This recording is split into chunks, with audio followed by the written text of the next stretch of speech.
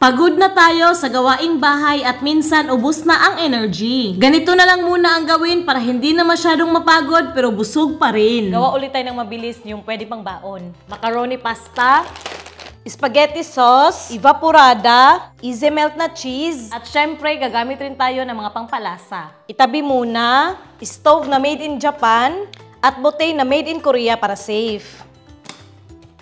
Tapos kawali. Wala pa tong apoy ha, hindi pa nakabukas yung stove. Ilagay na ang pasta, macaroni. Oh. Tapos yung spaghetti sauce, 900 grams. Filipino style to, gusto talaga ng mga bata. Puga oy. Yung evaporada.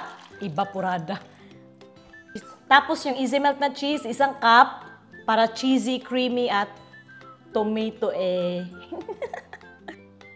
Tapos titimplahan na natin ng asin, paminta, kayo na bahala kung gaano karami.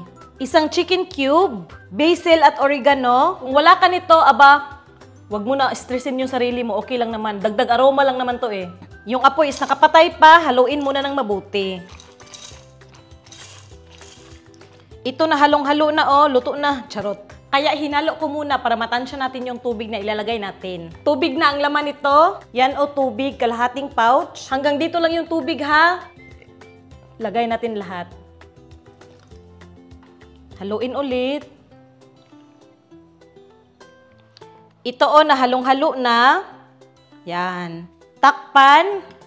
At hayaan natin tong kumulo. Check natin, parang kumukulo na. O, kumukulo na nga. Hilaw pa tong macaroni, diba? So, okay-okayin lang natin paminsan-minsan para hindi magdikit-dikit. Tapos, wag lang natin takpan para mag-evaporate yung sabaw. Update ulit after ilang minuto, oh. Nag-reduce na yung sabaw. Oh. Pero hilaw pa yung pasta. Dapat yung apoy is mahina lang ha, para dahan-dahang maluto. Basta hinalo-halo ko lang paminsan-minsan ng dahan-dahan para hindi masunog sa ilalim. Yung ganitong paghalo lang, oh, para hindi magkadurog-durog yung macaroni, day. Tingnan nyo, oh, malapit na tong maluto. Kayo na bahala sa mga sahog nyo, ha? Pwede luto ng chicken or beef or pork. Pwede rin ham or hotdog. Pero bacon lang ang nandito, so bacon yung ilalagay ko. Pwede rin wala na, kung wala ka namang budget na, di ba?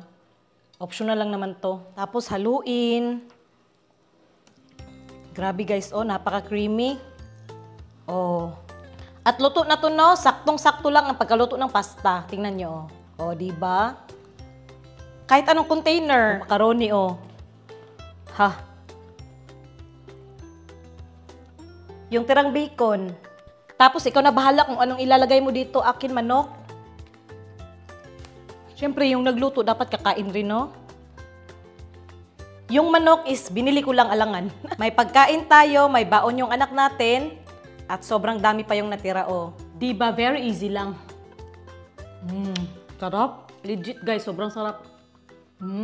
Tapos partneran mo ng something crispy. Subukan nyo rin to, oh, hindi kayo mapapagod.